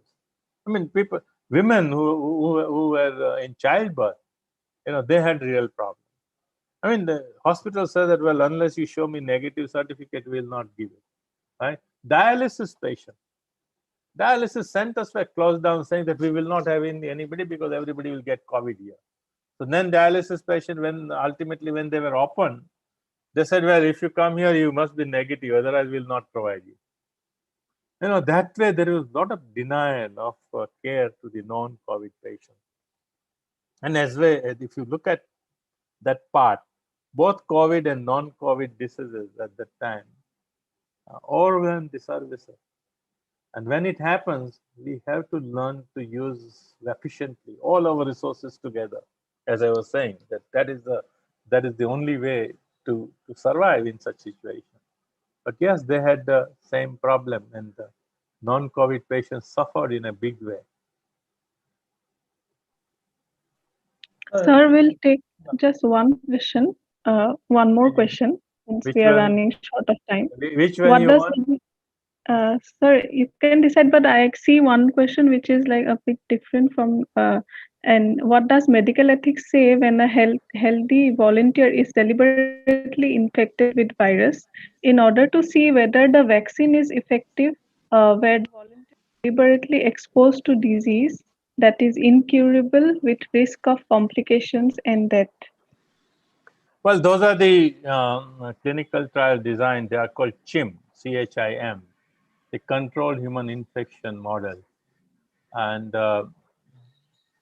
you know, if you remember the history of vaccination, then Edward Jenner, who was the founder of the vaccination, who first tested his vaccine on his nephew, right? It was an experiment, right? So what he did, he gave that vaccine and then exposed the nephew to the smallpox, right? That is how it started there, and there have been a lot of examples where people were deliberately infected in order to find out, the effect of vaccine or effect of the drug. And there was a massive hue and cry when Obama was president of US about US carrying out infecting of sex workers, soldiers, and other vulnerable people in Guatemala, where they were infected with syphilis, in order to see whether the syphilis treatment works or not. So it was in 1946, 47. So those were the, what we call rock scientists, the scientists who went out of control doing it. But in 1960s and 70s, the same process of infecting people in order to find the vaccine or therapy were systematized and made as a not just randomly infecting people, but infecting them in a controlled environment. And so a new research design had involved. That's how they did a lot of studies on typhoid vaccine. They studied studies on malaria vaccine. They were also, there are different kind of things. They also did on for the treatment of various worms, this kind of thing. The basic principle they talk about is that you should do it only for those diseases for which there is good remedy available, or if they are self-limiting without causing any harm to the person. Like say, a common cold. If you have a common cold, it goes away without harming you. So that is where it has been carried out so far. But during pandemic, there was a big move, and there was a lot of pressure on the scientists as well as the society saying that let us do CHIM here, let us do control human infection trial. And they started a website, one day sooner. If you go on the and see the website, they started enrolling volunteers who were ready to get infected with COVID-19 in order to test out new drugs as well as vaccine. And if you go today on that website, you'll find that something like 38 to 40,000 people have already enrolled as volunteers. But we are ready to take risks, like soldiers. That in order to save this world, we are ready to do something. So it raises a big ethical dilemma. Suppose you are the doctor, will you do that kind of thing on the person when you don't have a cure? So what they do is that they give a new vaccine to the person and then infect that person with the disease. So half of the people are infected, half are not infected, and then see whether those who had a vaccine, they really got protection or not. This is what we want to find out. So that way, if you do the study in the COVID, then with no remedy available, people who are infected, they could really die. This kind of research we had opposed. At least I spoke in for quite a few webinars, international webinars, where there were experts from abroad, particularly UK, United Kingdom, who were arguing that this kind of studies should be carried out. About 2 months back in United Kingdom, the Medical Research Council and the ethics committees have given permission to the institution to carry out this kind of study in COVID-19. So far, they have not carried it out, but permission has already been given. I believe that it should not be done. At a time when there is so much of infection around, it is easy to do COVID vaccine trial in the society. Why should you do by deliberately infecting people? If you are interested, I have a full-fledged presentation which will last about an hour. Go into the history, exactly how it is done and all. I can do it some other time when you require. But you may also find on YouTube where I have spoken on the subject, and you may find my lecture on the subject there. But it's a massive ethical challenge to do this kind of research. In India, I was planning to do this kind of research before pandemic started. And they were planning to do it on some other diseases, and we had a lot of debate on it. You will find a special issue of Indian Journal of Medical Ethics on CHIM, Control Human Infection Trials. You can go through it. There are about 8 articles there with editorial which is written by Gagandeep Kang. Dr. Gagandeep Kang, you must have heard about her because she was one of the topmost experts in public health and virology, and Dr. Vijay Gopichandran from Chennai. So you will get a lot of information from that issue. So you can do the search on the website of Indian Journal of Medical Ethics, and you will get information on that. If you need more and you want to have a lecture on that, you call me sometime in next 1 or 2 months, and when we have time, we can have one lecture on it also. Okay, thanks a lot. Thank you so much, Thank you. sir. Thank you, sir. Thank you. So now our chairperson can sum up the discussion and make her valuable comments and observations regarding the topic. Thank you, sir, for your very insightful and thought-provoking talk. We learned a lot, and also as I listening to you, I was thinking of the principles that we were talking about, the principles of public health. That you mentioned about the least restrictive, the rest of coercive measures. And then I was just thinking that last year, when the lockdown started, we just had the 4 hours of notice, and the whole country went into lockdown, and it created a huge humanitarian issue as well, like the migrant issues. There was no preparation when the government has information that we have such a huge population of migrants. And then also you talked about the recent cases of pandemics like the Zika virus, Ebola, and all.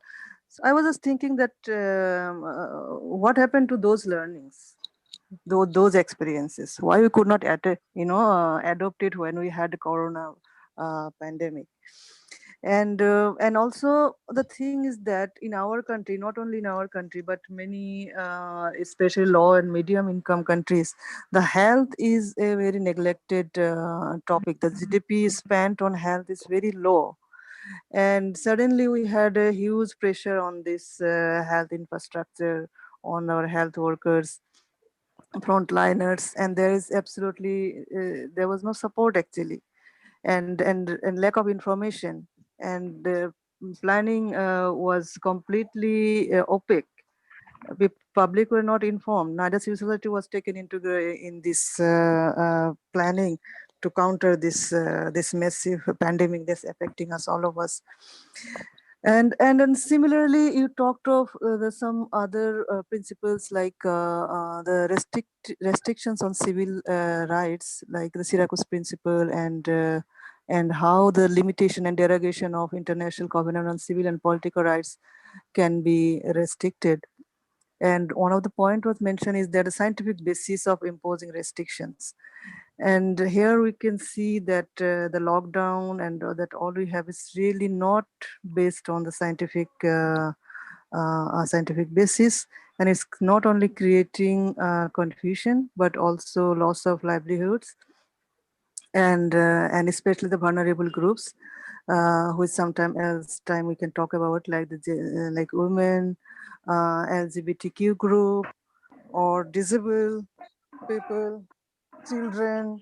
We really don't have adequate resources for them, or we really don't have any measures for them in place. And more importantly, we don't have much information also.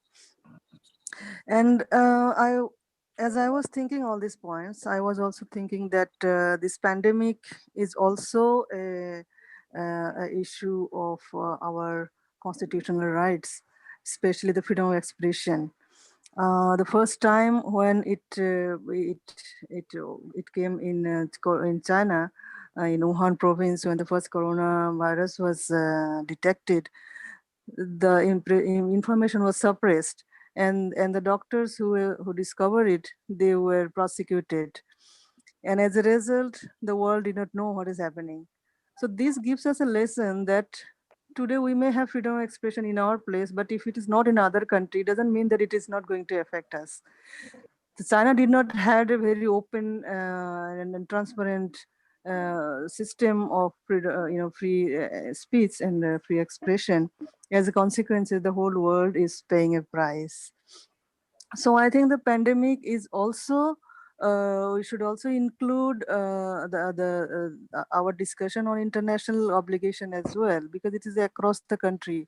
Now the rich countries are buying, which you have already mentioned, these countries are buying vaccine more than their requirement. On the other hand, countries like us or other lower income countries, they don't have even enough vaccine, not even, I forgot the name of the African countries. They don't have even 1,000 vaccines or something like that.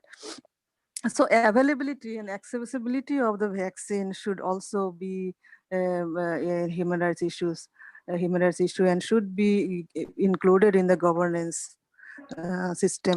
And also, there's a lot of disinformation over social media regarding COVID, which is reaching to the common people, and people are getting distracted.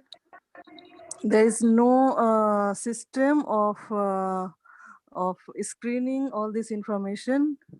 Just few days ago, there was information that some doctor in America said that those who are taking vaccine will die after 2 years, and this created a huge confusion. Currently I'm living in my village, and many people are simply denying vaccine because they know that they will die, because they receive it in their WhatsApp.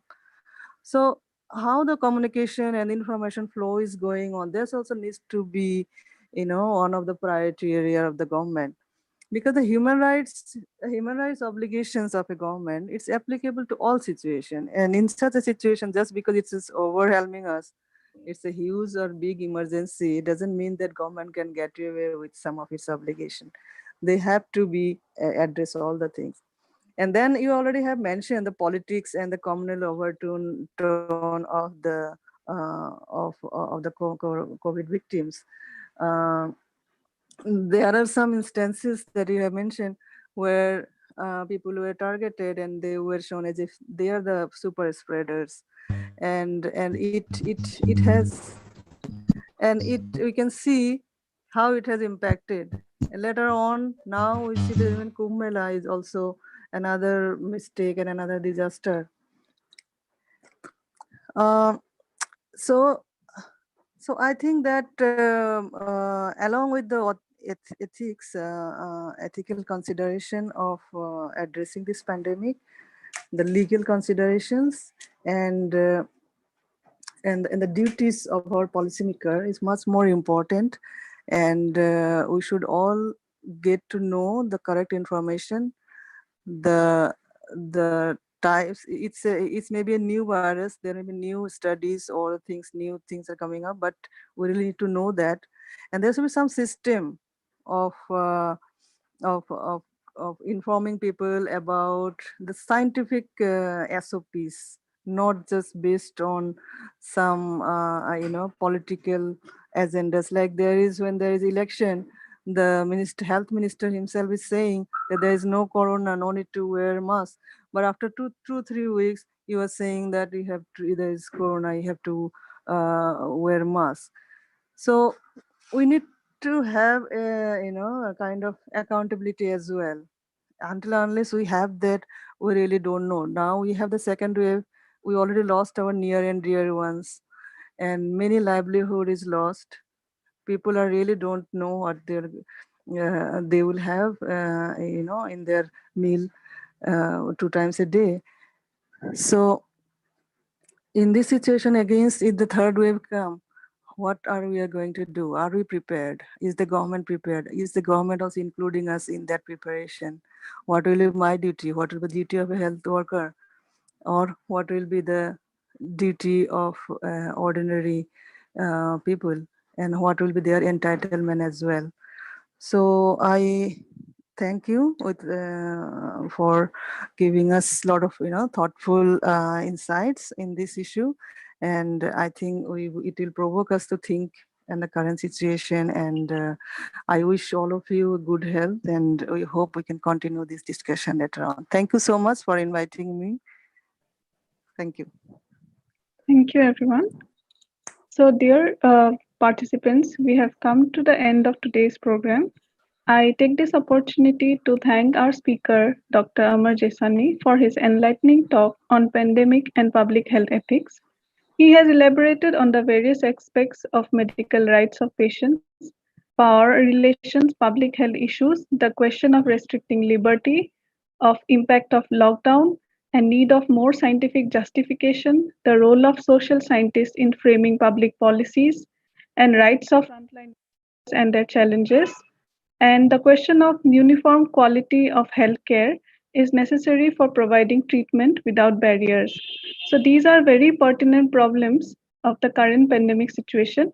We are indeed very much illuminated by your today's in-depth analysis on the topic. Thank you so much, sir. I would also like to thank our chair and moderator, Dr. Anjumanara Begum, for her valuable insights on the talk and your comments. My heartfelt thanks to our Honorable Vice Chancellor for his continuous encouragement to conduct such informative and knowledge-driven programs. Thank you, Professor Joydeep Borua, Director of the Hujra Kumar Bhuya School of Social Sciences, for taking initiative of this talk. And thank you all to all the professors, my colleagues, officials, and other participants of today's program. The IT team support has been indispensable in today's program, and this program would not have been a success without your active participation. So thank you all once again. Have a good day ahead. Thank you. Thank you. Thank See you, you. sir. Bye-bye. Thank you. Thank you. Thank you. Thank you. Thank you so much, ma'am. Thank you. Thank you.